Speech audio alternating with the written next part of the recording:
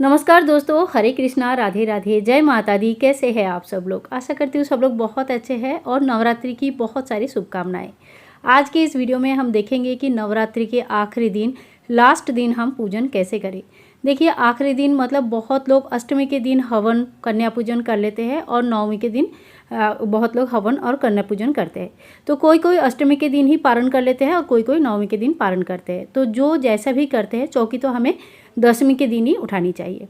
तो सबसे पहले देखो, लास्ट दिन आपके जो भी है नौमी या दसवीं, उस दिन आप पूजा कैसे करोगे। सबसे पहले माता की जो चौकी है इनको अच्छी तरह से हम साफ़ कर लेंगे। बासी फूल अगर कुछ है तो आप बासी फूल को हटा लीजिए। कोई भी भोग प्रसाद अगर लगा है तो हटा लीजिए। और जो जल का लोटा हम लगाते हैं भगवान के लिए, माता भगवती के लिए, उस जल के लोटे को भी जो पानी है वो पौधे में डाल दीजिए और नया पानी हमें रखनी है।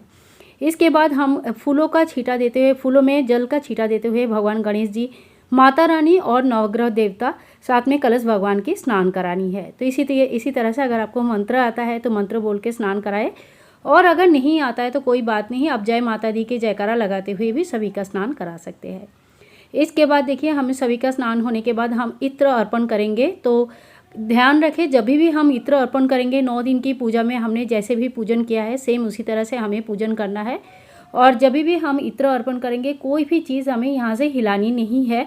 तो माता रानी की विग्रह या कोई भी चीज़ हमें हिलाना नहीं है। तो एक कॉटन में इत्र लगाकर हम यहाँ पे रख देंगे। इससे खुशबू रहेगी और बिल्कुल भी कोई चीज़ हिलेगी नहीं। इसके बाद अगर आपके पास फूल है तो फूल चढ़ा दीजिए, और लाल फूल अगर है, गुड़हल की फूल है तो माता रानी को बहुत प्रिय होते हैं। भगवान गणेश जी को गुड़हल के फूल के साथ साथ दुर्वा घास चढ़ाया जाता है। तो आपके पास जैसे भी सामान है, जैसे भी आप कर सकते हैं उस हिसाब से आप फूल चढ़ा दीजिए। इसके बाद हमें ध्यान रखना होता है जो है जोत का। तो अगर सुबह सुबह आप पूजा कर रहे हो तो सुबह तो हमें घी इत्यादि डालना ही है, लेकिन नवमी के दिन रात के बाद और घी या तेल कुछ भी डालने की ज़रूरत नहीं है। वो अपने आप ही दसवीं के दिन जब भी शांत होता है तब तक आप उनको जलने दीजिए। पर सुबेरे से आप उनको बिना घी का मत रखिए, क्योंकि नवमी के रात पूरी रात जो है ना हमारी जोत जलती रहनी चाहिए। इसीलिए बाकी दिन जैसे हम जोत का ध्यान रखा है उसी तरह से नवमी के दिन भी जोत का ध्यान रखेंगे। इसके बाद देखिए, हम सभी भगवान को टीका कर देंगे, रोली चंदन और हल्दी की टीका करेंगे, और माता को हम रोली का और हल्दी का टीका करेंगे। और जो हमारे नवग्रह है, नवग्रह को हमें चंदन की टीका या रोली का टीका कर सकते हैं, लेकिन उनको छूना नहीं है, बस टीका का भाव करना है और ऊपर से ही टीका दिखा देना है, क्योंकि इनको छूने से ही ये हिल जाते हैं। इसके बाद देखिए, हमें जो भी हमने बुक्स वगैरह लिया है पढ़ने के लिए, जो भी ग्रंथ हमने पढ़ा है या जो भी माला जप किया है, उन सभी का हम लोग पूजन कर लेंगे। नौमी या दसवीं के दिन खास रहता है कि हमें इस दिन जरूर पूजन सामग्री चढ़ानी होती है, साथ साथ में सुहाग का सामग्री चढ़ानी होती है। इन पूजन सामग्री, सुहाग की सामग्री का हमें क्या करनी है, ये चौकी जब हटाएंगे उस वीडियो में मैं डिटेल्स में बता दूंगी, तो आप उस वीडियो को ज़रूर देख लेना। इसमें आप खुद के यूज़ के लिए भी कुछ सामान रख सकते हो और कुछ दान के लिए दे सकते हैं। फिर पाठ वगैरह आप ज़रूर कर ले। पाठ जैसे हमने 9 दिन की पाठ है तो 9वां दिन भी हमें पाठ करनी होती है। और इसके बाद हम माता रानी की आरती की तैयारी कर लेंगे। आरती आप चाहे तो धूप से कर सकते हैं, दीप से कर सकते हैं, कपूर से कर सकते हैं।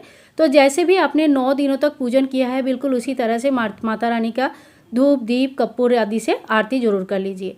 माता रानी का 9 दिन तक घर में रहना घर में एक पॉजिटिव एनर्जी क्रिएट करती है, और ये हमारे घर के लिए बहुत अच्छा रहता है। साल भर में एक एनर्जी रहती है हमें। और हिंदू तीज त्यौहार जो भी होता है, इसमें जो चीज़ें यूज़ होती है, जो परंपरा ये हिसाब से अगर जो पूजा करते हैं, तो जिस तरह से पूजन की जाती है, सुबह उठना, स्नान आदि करना, साफ सफाई रखना, ये सारी चीज़ें हमारे ज़िंदगी में बहुत एक पॉजिटिविटी लाती है। आप खुद ध्यान करके देखना कि इस सभी चीज़ों के बाद हमें काम करने का बहुत एनर्जी मिलती है। दिन में हमें समय ज़्यादा हो जाता है, काफ़ी ज़्यादा काम होने के बावजूद हमें समय मिल जाती है। तो ये हिंदू तीज त्यौहार हमें जीने का एक जीने का जो सही रास्ता है वो दिखाते हैं।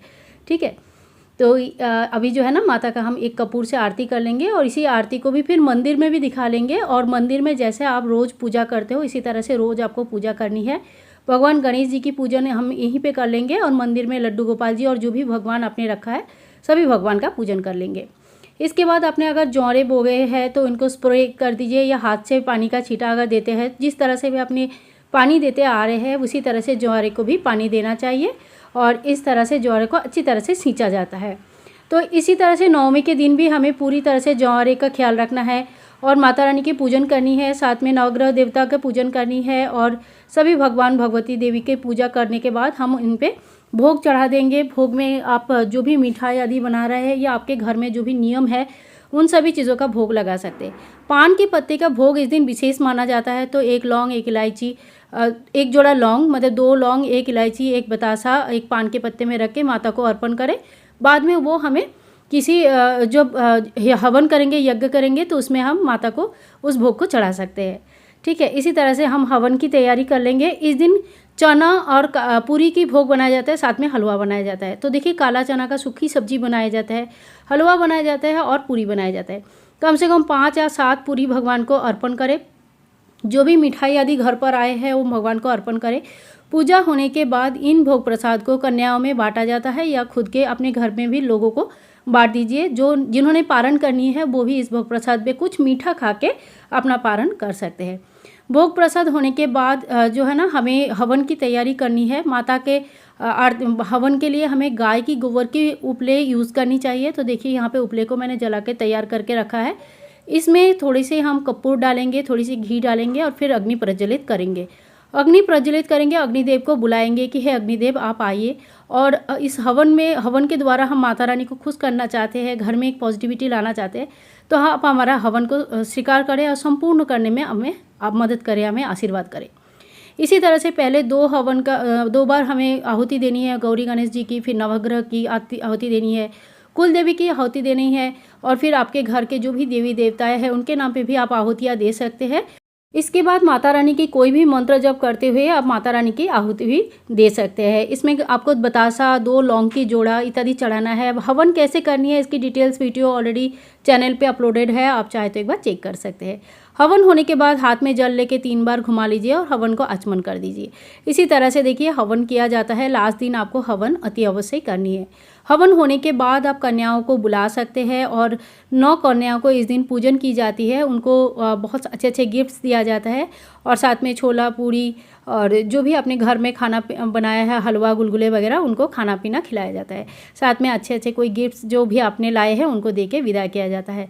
और नारियल की प्रसाद बहुत जगह पे दिया जाता है, तो अलग से एक नारियल चढ़ा के उनके प्रसाद बांट ले।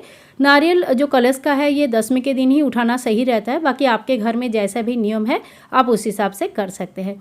मैं नारियल का या कोई भी चौकी का सामान 10वीं से पहले नहीं उठाती हूँ, 10वीं के दिन ही सभी सामान उठाती हूँ और विसर्जन करती हूँ। अष्टमी या नवमी के दिन अगर किसी वजह से कन्याएँ आपको नहीं मिल पाती है तो आप मंदिर में चीज़ों का दान कर सकते हैं। मंदिर में काफ़ी सारे कन्याएँ आपको मिल जाएगा, या घर के बाहर भी देखिए काफ़ी सारे इस दिन कन्याएँ घूमती रहती है, तो आप उनको भी दान कर सकते हैं। मैं हर साल ऐसे ही कर लेती हूँ क्योंकि उनको दान करने वाले लोग बहुत कम होते हैं। घर पे तो कन्या बुला के बहुत लोग पूजन कर लेते हैं, लेकिन जो सही में गरीब होते हैं यानी कि जिनकी आर्थिक स्थिति इतनी अच्छी नहीं होती है, आप अगर उनके लिए कुछ गिफ्ट्स लाए हैं उनको अगर देते हैं तो ये भी बहुत अच्छा होता है। आशा करती हूँ आज की वीडियो आप लोगों के लिए हेल्पफुल रहा होगा, और अगर अच्छा लगे तो please like share and comment, channel को सब्सक्राइब करके रखना बिल्कुल ना भूलें। मिलते हैं नेक्स्ट वीडियो में, तब तक के लिए सभी लोगों को हैप्पी नवरात्रि। हरे कृष्णा, राधे राधे।